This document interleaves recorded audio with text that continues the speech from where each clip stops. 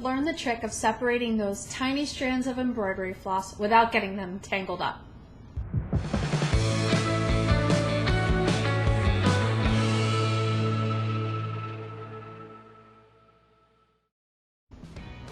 Hey there, this is Sarah with Notorious Needle, empowering you to stitch what you want with radical cross-stitch design. Have you ever tried to separate out the threads of your embroidery floss and ended up in a tangled mess? DMC have specifically designed this skein of floss so that you can use it without even having to take off the wrappers if you don't want to, without getting tangled. You may notice on your skein of floss that it has two ends. One end sticks out from the short label and one end sticks out from the long label.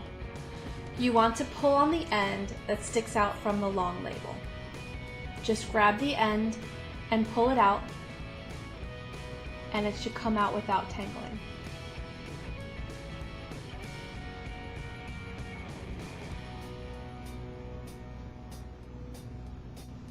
Now you cut this and put away the rest of the floss and get ready to separate this floss.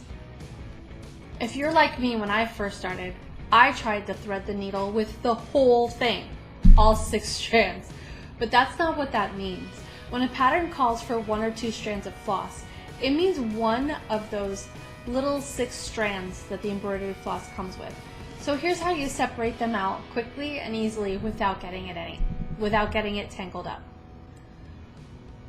Hold the floss in one hand, and with your thumb and forefinger of the other hand, pick out 1 strand of floss. Then gently pull.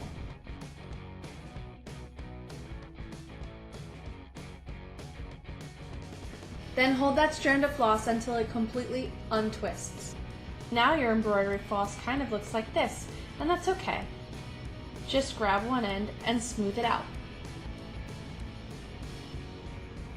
Let it untwist, and now you're ready to grab another strand.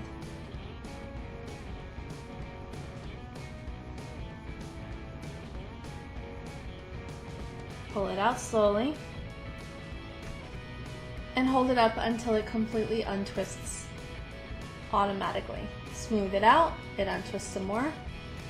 Again, with the remaining floss, you're going to want to smooth it out so that when you put it away, it doesn't get tangled. Now, grab those 2 strands of floss, line them up so the ends meet. Oops, there we go. And smooth those out as well.